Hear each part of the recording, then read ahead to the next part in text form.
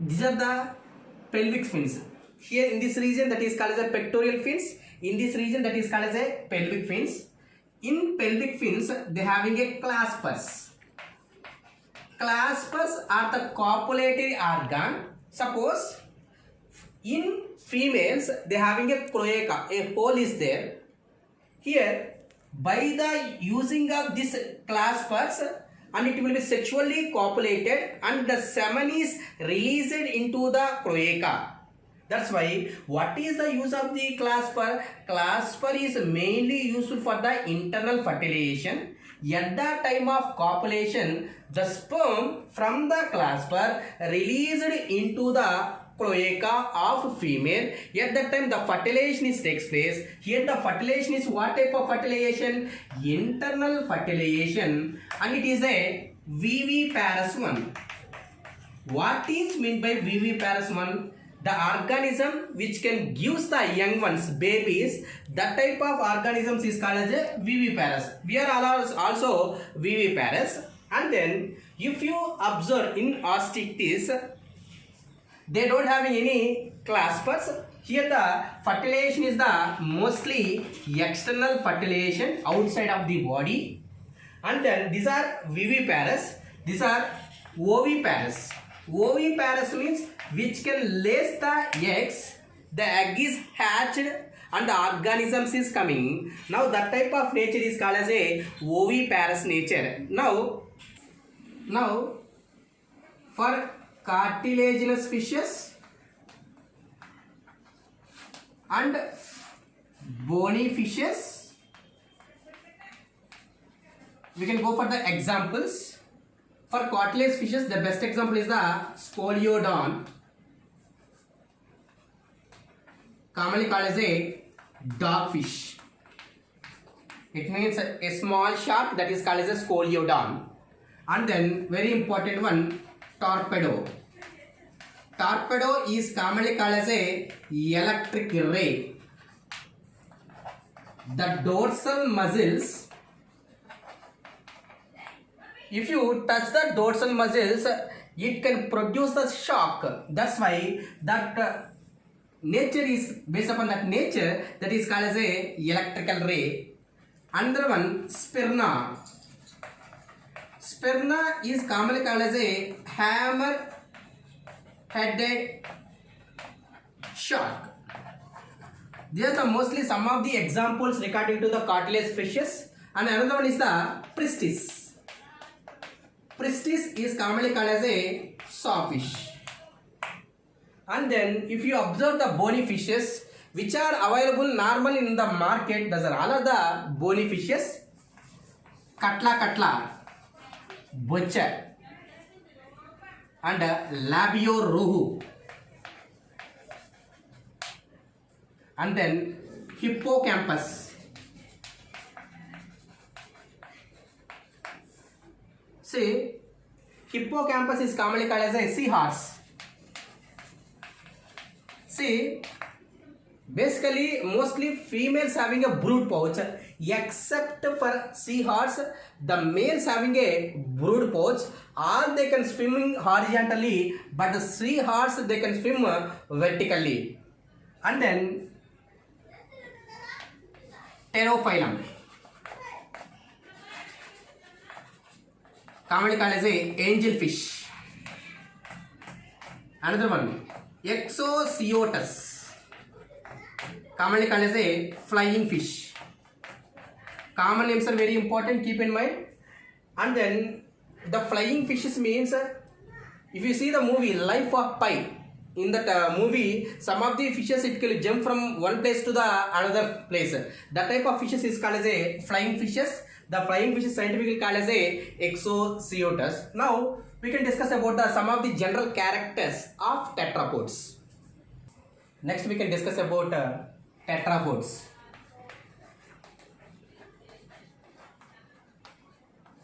Tetra indicates 4, poda means legs, 2 forelimbs, 2 hind limbs is present. That character is called as a tetrapods. In tetrapods, the classes are amphibians, reptiles, apes, and mammals. These are all are tetrapods. Now first we can discuss about the first two tetrapods are the amphibians. Amphibians, it can shows dual mode of life. It means it can lives in terrestrial and also it can lives in a aquatic life. Why it can be connected with the aquatic life and terrestrial life means when it can lay the eggs they don't having a shell. If they don't having a shell, when this egg is keep on land, if there is no shell, the egg is dry up. From the egg, the organism is not able to coming out. That's why the egg is not able to dry means compulsory this egg compulsory they can lay on water. That's why compulsory it can be connected with normally with the terrestrial life. At the time of reproduction, at the time of laying egg, compulsory it is connected with the aquatic life. This will be indicates the dual mode of life. And then I already said the skull is what type of skull? Dicondylic type of skull. The golden age of amphibians are the Carboniferous period. Carboniferous period is the golden age of the amphibians. I already said Pisces. For Pisces, the golden age of Pisces is the Devonian period. For this, the golden age is the Carboniferous period. Now, in amphibians, some of the orders they can be present, extant. What is that one? Anurans,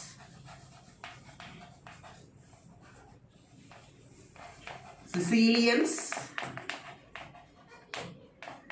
Apodons.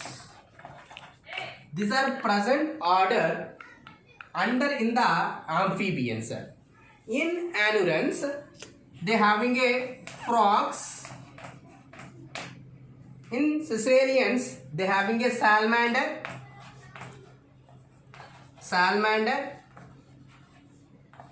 In apodons, they having a blind worms. These are the some of the examples we can keep under the anuran, Caecilians and apodons. Now we can discuss about, if you go for the general characters of the amphibians having a head and a trunk, soft and scaleless without scales outside, except for apodons. Apodons order they having a scales are present, and the body is moist and having a glandular cells. Glandular cells means it can secrete some chemical substances that is called as a glandular tissue. And then if you observe vertebrates, some are proceolus, some it can shows amphi, some it can shows opisthocoelus. Proceolus can be seen in anurans, that is frogs and toads. Amphicoelus can be seen in apodons, that is blind worms. Opisthocoelus can be seen in urodels. Urodels, best example is the salamander. These are the examples regarding to the vertebrates. And if you observe the teeth is what type of teeth? What type of teeth? Ecrodont, homodont, polyphodont.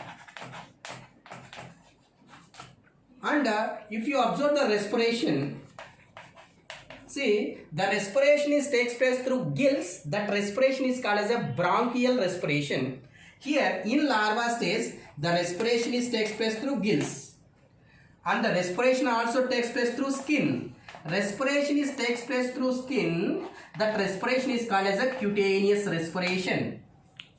And respiration is also takes place with the buccal cavity with the pharynx. That's why if you observe the frog, it at the time of respiration, like that it can be produces sounds that it will be indicates the buccopharyngeal one. And respiration is also takes place through lungs. That's why in amphibians, respiration is takes place through gills. Respiration is also takes place through skin. Respiration is also takes place through buccal cavity with the pharynx. That type of mechanism can be seen. That is the buccopharyngeal. Respiration is also takes place through lungs. That respiration is called as a pulmonary respiration. And then very important character. First time sternum is appeared. First time sternum. This part is called as a sternum. Sternum, the first time it will be appeared. I will write here. Some shading is there. Sternum. Sternum. First time it is appeared. And then the heart is how many chambers heart? 3 chambers heart, 2 auricles and 1 ventricle is present. The kidney is what type of kidney? Mesonephrical kidney. And here, if you observe the amphibians at larva stage, the excretory material is the ammonia. When adult stage, the excretory material is the urea. That's why larva stage, these are the ammonotelics. Adult stage, that is the ureotelical type of nature can be seen. Remaining characters we will discuss later.